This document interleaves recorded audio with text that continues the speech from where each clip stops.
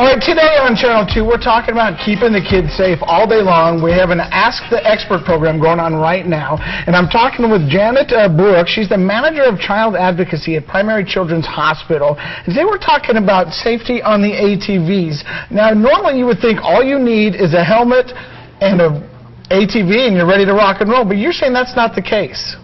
Correct. We really are encouraging people to use helmets and full gear. Okay. Long pants, long sleeves, eye protection. Flags off the back so they can see where you're coming from or where you're going. Flags depending on where you're riding, and to become certified. Now, what is that?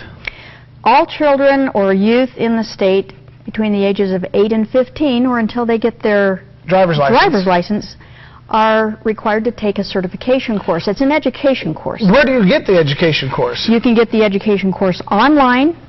You can go to safetrailsseriousfun.com, or you can often take a hands-on course from a dealer that sells the equipment.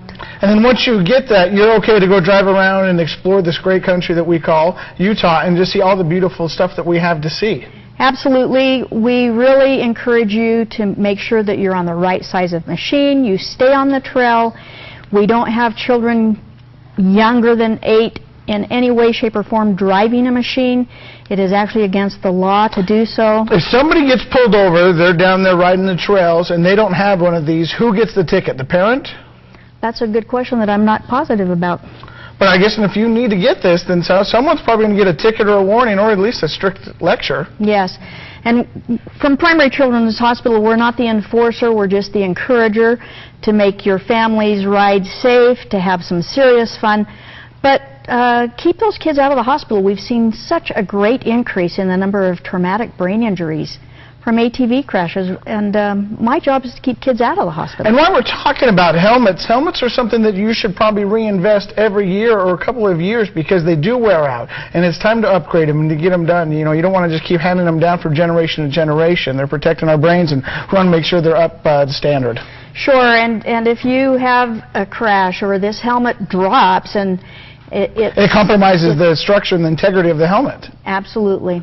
All right, we've got experts standing by all day long today answering your questions. What kind of questions can people call up and ask? Well, they could ask, where can I get the training? What trails can I ride on?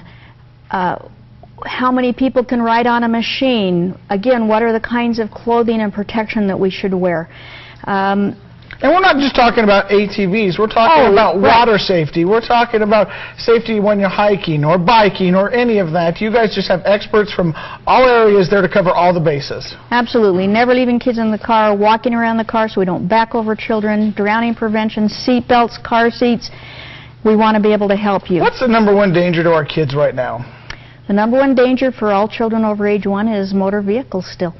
Either in or around the car, crashes, leaving kids alone in the car. We had our 15th fatality nationwide yesterday of a child dying of hyperthermia, getting too hot in the car, kids getting backed over. Drowning's #2. So all kinds of things that we can do as adults to supervise and offer constant attention. So an ounce of prevention's worth a lot. It couldn't be said better. All right, thank you very much, Janet. We're going to throw it on over to Debbie, and she's talking